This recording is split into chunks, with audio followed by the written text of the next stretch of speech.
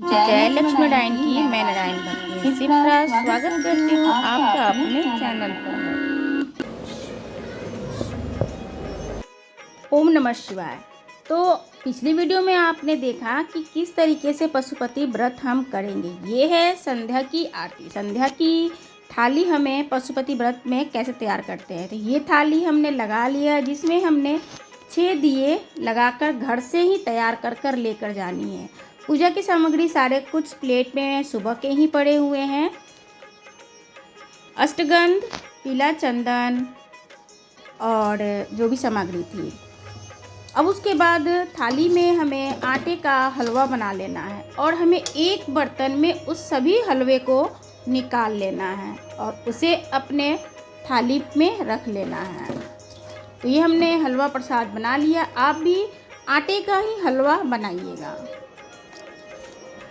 इसके बाद आप 3 अलग कटोरी ले लीजिए या कागज़ का ले लीजिए, आपके पास जो भी 3 बर्तन हो। हमने ये कप, चाय वाला कप मेरे पास था, तो चाय वाला हमने 3 कटोरी ले लिया है ये।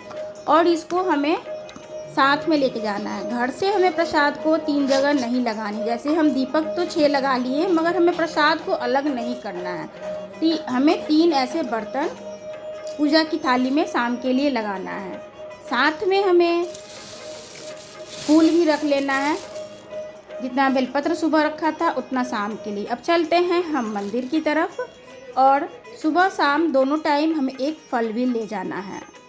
अब हम चलते हैं मंदिर की तरफ। मंदिर में जाते के समय ही जैसे हम मंदिर में एंट्री करते हैं तो शिवालय के सीढ़ियों पे दोनों साइड प्रणाम करेंगे और शंकर भगवान का ताली बजाकर स्वागत करेंगे।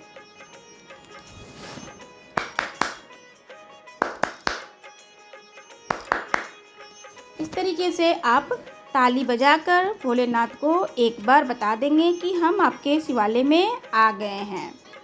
वहाँ फिर से हमें पंचामृत से, जल से भगवान को अभिषेक करना है।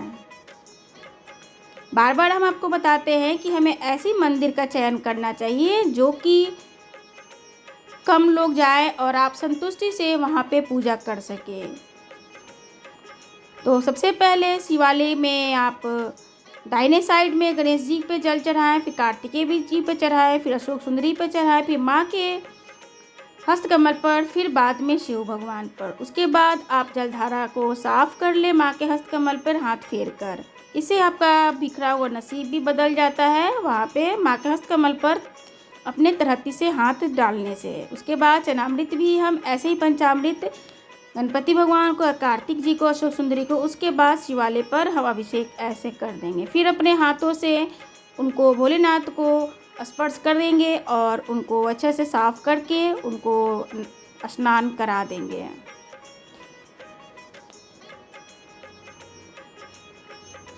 और ओम नमः शिवाय या श्री शिवाय नमस्तुभ्यम का मंत्र जाप भी मन में करते रहेंगे। आगे पीछे जो भी पब्लिक आए उनको आप इग्नोर एक बार कीजिएगा और थोड़ा आप शांति से आप पूजा कीजिएगा। इस तरीके से पंचामृत से स्नान कराने के बाद फिर हमने जल से अभिषेक करा दिया है। फिर इसके बाद आप थोड़ा गंगा जल से भी आप अभिषेक कर दें और साथ में एक चांदी कटोरी भी ले जाए। तो चांदी कटोरी से भी शंकर भगवान का जल अभिषेक बहुत ही अच्छा माना जाता है। उसके बाद आप भोलेनाथ को आप तिलक लगा दें और जो जलधारा ऊपर रखा हुआ है वहाँ पे ऊपर कलश में भी आप गरम जल डाल दें। ऐसे ही आप पांचों ही भगवान को, जो शिवलिंग के चारों तरफ जो बने हुए हैं प्रतिमाएं, गणेश भगवान, कार्तिकेय जी, अशोक सुंदरी, माता का हस्तकमल, इन सब पर भी आप चंदन तिलक लगा दें। बाकी जो भी साइड में जो भी प्रतिमाएं हैं उन सबको भी आप तिलक लगा दें। अगर प्रतिमाएं किसी किसी मंदिर में साइड में नहीं हो तो शिव भगवान की चारों साइड जो है बना हुआ रेखा, उस पे सभी ये पांचों भगवान विराजित होते हैं। इसीलिए जल चढ़ाया जाता है दाहिने, फिर बाएं, फिर माता अशोक सुंदरी, फिर माता का हस्तकमल, फिर शिव भगवान। ये पांचों भगवान हमारे सारा कुछ है। और ऊपर जो पानी है उसमें शंकर भगवान की 5 बेटी हैं। इस तरीके से आप त्रिकुंड भी लगा दें भभूत से। भभूत आप मार्केट से भी ले सकते हैं और घर से भी आप बना सकते हैं खुद। जो आप धूप बत्ती जलाते हैं उस हिसाब से उठाकर एक बर्तन में रख दें और वो हो जाता है। ये है गुलाल, तो आप गुलाल चढ़ा दें और अष्टगंध भी चढ़ा दें। अष्टगंध का तो पहले मैं टीका लगा दिया है, और अष्टगंध, गुलाल और ये जो भस्म था, भस्म का त्रिकोण लगा देना चाहिए। ऊपर से जलधारा गिर रहा है इसलिए थोड़ा बहुत ये श्रृंगार 19-20 हो रहा है, मगर मैंने ही थोड़ा सा डाला था तो हो सकता है कि थोड़ा सा है, थोड़ा देर में निकल जाएगा। और आप जो भी वस्तुएं आप चढ़ाएं तो आप एक अपने साथ कपड़ा ले जाएं जिसे आप हाथ साफ करके, क्योंकि बहुत सारे देवी देवताओं को कोई चीज़ नहीं चढ़ाना हुआ होता है, तो जाने अनजाने हमसे कोई गलती ना हो। और आप मूली भी ले जाएं, सुबह भी गठबंधन कर दें, शाम को भी गठबंधन कर दें।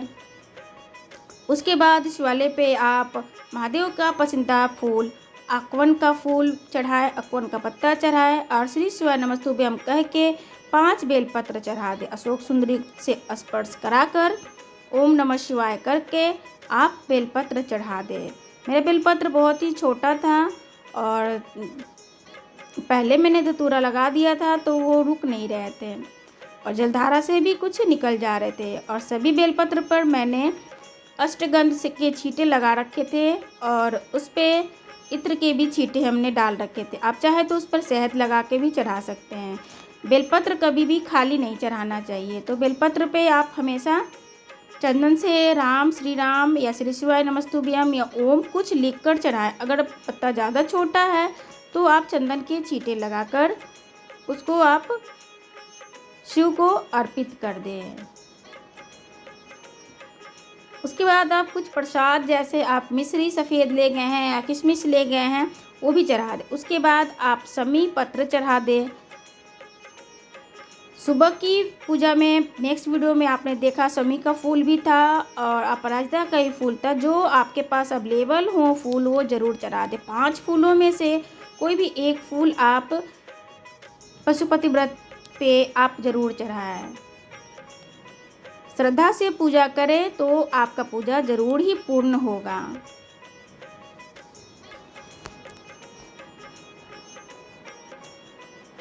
और माता के गठबंधन कर दें। ये अकवन का पत्ता है, इसे भी चढ़ाया जाता है, तो आप इसे भी चढ़ा दें। भोलेनाथ तो सभी जंगली चीज़ों से बहुत ही ज़्यादा प्यार करते हैं। बहुत ही कम मेंटेनेंस में सारे प्लांट्स उग जाते हैं। इस तरीके से फल जो हम ले गए थे, फल भी अशोक सुंदरी को स्पर्श कराकर, माता के हस्तकमल पर स्पर्श कराकर नीचे रख देना है। और सभी वस्त्र रूपी बोली का धागा सभी भगवान के ऊपर चढ़ा देना है।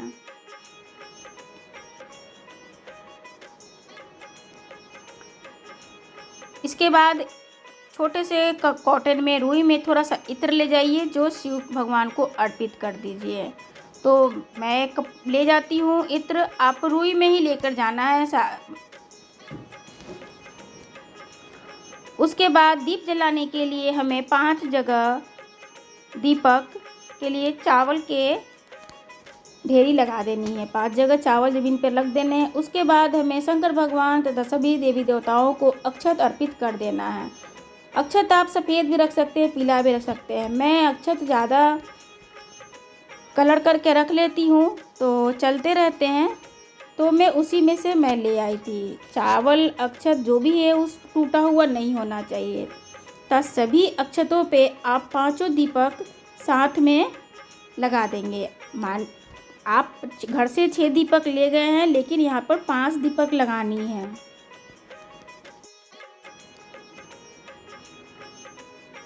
इसके बाद आप जो प्रसाद बना कर ले गए हैं उस प्रसाद को भी आप 3 जगह निकाल कर भोलेनाथ के आगे आपको रखना है।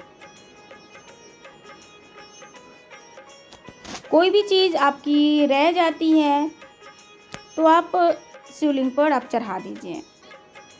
मेरा गंगाजल मैं भूल रही थी, तो फिर मुझे बाद में ध्यान आया तो मैं बाद में चढ़ा दी कि मतलब सारा सामान तो चढ़ जाना चाहिए और लास्ट में आप उनसे क्षमा भी मांग लीजिए। दीपक जलाने से पहले उसके बाद तो शाम की तो पूजा होती है श्रृंगार के रूप में। उसके बाद आपके पास जो भी फूल अवेलेबल हो उस फूल से आप शिव भगवान की श्रृंगार कर दीजिए। तो मेरे पास आज के डेट में ये मधुमालती के फूल थे, तो मधुमालती के फूलों से मैंने शिव का श्रृंगार कर दिया। आप ज़रूर बताइएगा कमेंट में कि आपको शिव जी का श्रृंगार कैसा लगा, और आप भी कोशिश कीजिएगा कि क्योंकि श्रृंगार का बहुत ही ज़्यादा महत्व होता है।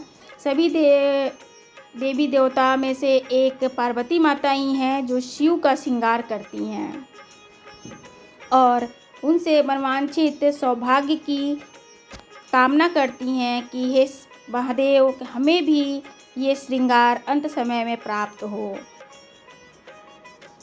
तो जितना मुझे समझ में आया मैंने तो इसी तरीके से पूजा किया और सभी ये चीज़ बाबा के पंडित प्रदीप मिश्रा जी के बताए अनुसार ही मैंने ये व्रत किया है और बिल्कुल जितना बताए हैं बस उतना ही किया है। कोई आगे पीछे कुछ भी इसमें कुछ मैंने ऐड नहीं किया है।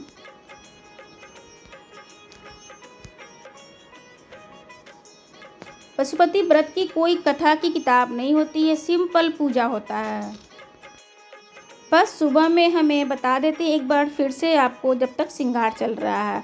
पशुपति व्रत हम कभी भी सोमवार के दिन से उठा सकते हैं, कर सकते हैं। सुबह की थाली में सारा सामग्री ले जाएंगे। सुबह की थाली में हमें 1 दिया लेके जाना है, शाम की थाली में हमें 6 दिए लेके जाने हैं। कुछ मीठा प्रसाद बनाकर लेकर जाना होता है, आटे का हलवा ही बनाना होता है। उसके बाद आप मंदिर जब ले जाएं, प्रसाद का भोग शाम को लगाएं और 5 दीपक जलाएं और 1 दीपक साथ में घर पर ले आएं। घर में एंट्री करते समय अपने राइट साइड यानी दाहिने साइड के चौखट पे साइड में उस दीपक को चावल की ढेरी के ऊपर रखकर प्रज्वलित कर देना है। अगर कोई भी और डाउट हो तो ज़रूर बताइएगा। अब मेरे आवश्यकता सामर्थ्य के अनुसार महादेव की मैंने श्रृंगार कर ली है। इस तरीके से श्रृंगार कर लिया। अब मैंने 3 जगह अब प्रसाद का मैंने कटोरी लगा दिया है और जो प्रसाद मैं इकट्ठा बनाकर ले गई थी उस प्रसाद को मंदिर में ही पूजा के समय ही 3 जगह अलग अलग हम उसे करेंगे।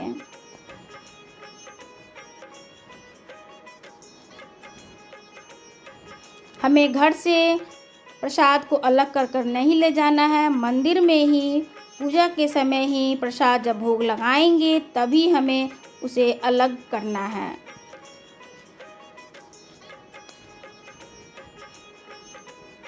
मोबाइल को मैंने एक जगह खड़ा कर दिया था, इसलिए इस वीडियो को देखने में हो सकता है कि आपको परेशानी हो रही होगी, मगर वीडियो वहाँ पे हमने पूजा जैसे किया तो ज़्यादा मैंने वीडियो पे ध्यान नहीं दिया है और मैंने रख दिया। महादेव की इच्छा होगी तो उतना ही वीडियो कवर हो जाएगा। अब मैंने शिव भगवान का श्रृंगार भी कर दिया और भोग भी लगा दिए और आप एक बार हाथ जोड़कर प्रार्थना भी कर लीजिएगा जैसे आप जब दीपक जलाएंगी। धूप दीप भी ले जाइएगा और अलग बर्तन में कपूर डालकर आरती भी करना होता है। अभी आपको आगे में दिखाई देगा। और सभी प्रसाद पर बेलपत्र के पत्ते रख देते हैं तभी शिव भगवान को भोग लगता है। जिस तरीके से घर में भोग लगाते हैं हम तो तुलसी का भोग लगाते हैं, इसी तरह शिव भगवान को जो चीज़ हम भोग लगाते हैं तो बेलपत्र का भोग लगाते हैं। दीपक जलाने से पहले हमें प्रार्थना कर लेनी है कि हे महादेव हमने इस कामना हेतु आपकी पूजा की है, आप मेरी मनोरथ को पूर्ण कीजिएगा।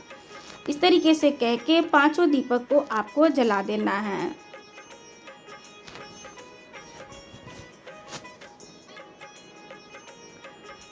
और दिए से दिए को नहीं जलानी है, आप अलग अलग माचिस से जलाइए। एक माचिस से जितने आपके दीपक जल जाएं तो ठीक है, नहीं तो दूसरी माचिस से आप दूसरे तिली जलाएं। एक दिए से दूसरे दिए ना जलाएं।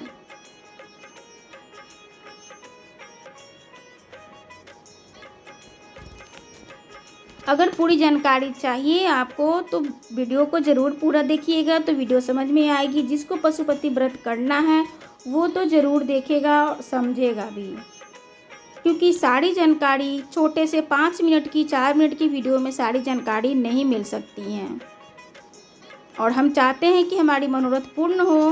तो जितना हम देखेंगे समझेंगे तभी हम सही सही से पूजा हम कर सकते हैं।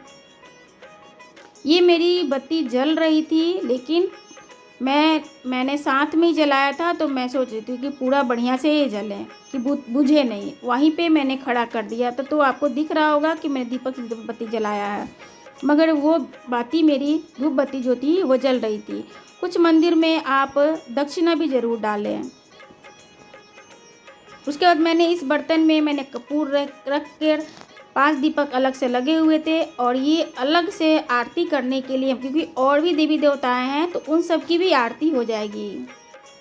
उसके बाद आप कोई भी आरती गा लीजिए, बड़ी वाली आरती गा लीजिए, छोटा वाला आरती गा लीजिए। मुझे कपूर गौरम याद था तो मैंने कपूर गौरम आरती मैंने गा लिया।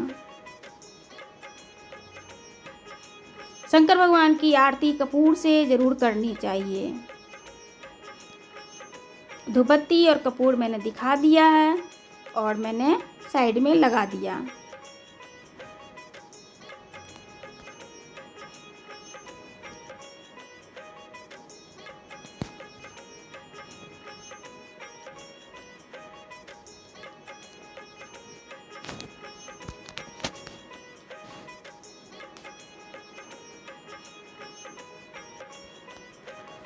और कोशिश करना चाहिए कि मंदिर जब जाएं तो लाल पीले रंग के कपड़े पहन कर जाएं। उसके बाद पूजा करने के बाद पानी उतार लेना है। उसके बाद धूप दीप भगवान जी को अर्पण कर देना है।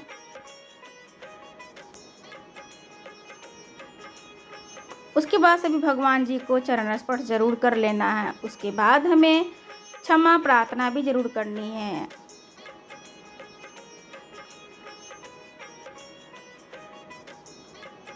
हे महादेव, मेरी भूल चूक क्षमा कीजिएगा। ज्ञानता और अज्ञानता बस मैंने जो भी गलतियां कर दी हैं उसको अब क्षमा कीजिएगा और मेरा इस पूजा को स्वीकार कीजिएगा। इस तरीके से आप क्षमा प्रार्थना कर लीजिए। और सभी अपनी थाली में जो वस्तुएं आपकी बच गई थी सारे शिवालय में भगवान को अर्पण कर प्लेट में लगाकर आप अपने घर की तरफ प्रस्थान कीजिएगा। घर की तरफ जब भी निकले महादेव को पीठ न दिखाएं और भगवान को प्रणाम करें। और सीढ़ी के बाहर जब खड़े हों तो एक बार और मंदिर की तरफ ताकें, देखें और उनको एक बार नमस्कार करें। और रास्ते में कोशिश करें कि कम से कम बोलें। किसी के घर के आगे हमें रुकना नहीं है।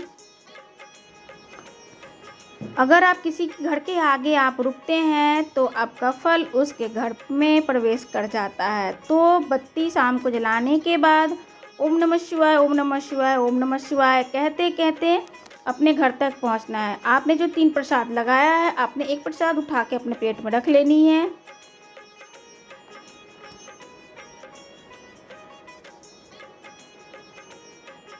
और एक बार और पानी उतार देना, जैसे भोग लगाए थे उसके लिए पानी उतार देना है।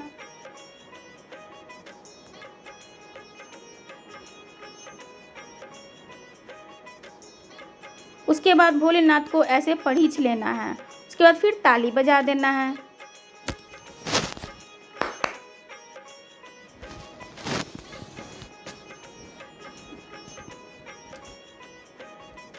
जरूर क्षमा याचना करनी चाहिए।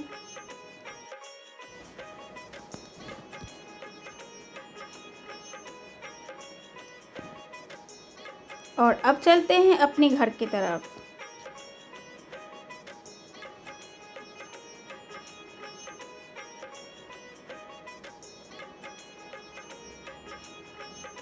ओम नमः शिवाय।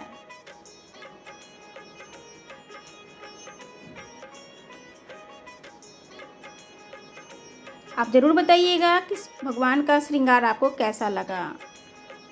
अब हम घर पहुंच गए हैं। थाली में हमने ये जल लेकर जो आए हुए थे, कटोरी में जो जल लिया था जलधारा का, उसे अपने घर के गेट पे छिड़क देना है।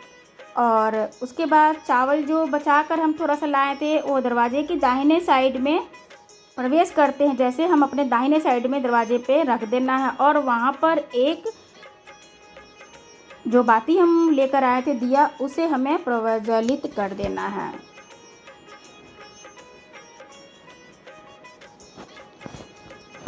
और ओम नमः शिवाय मंत्र का जाप करते रहना है। यही है छोटी सी पशुपति व्रत की विधि। आशा करते हैं कि आपको ये जानकारी अच्छी लगी हुई होगी। अच्छी लगी हुई हो तो मेरे चैनल को सब्सक्राइब कीजिएगा, औरों को भी शेयर कीजिएगा। वीडियो में यहाँ तक बने रहने के लिए आपका बहुत बहुत धन्यवाद। जैसे पशुपतिनाथ महाराज सबकी मनोकामनाएं पूर्ण करते हैं, हमारी भी मनोकामनाएं पूर्ण करें। कुछ गलतियां हो गई हों तो उसके लिए क्षमा करें। फिर मिलते हैं एक नए विषय के साथ। तब तक विदा मुझे।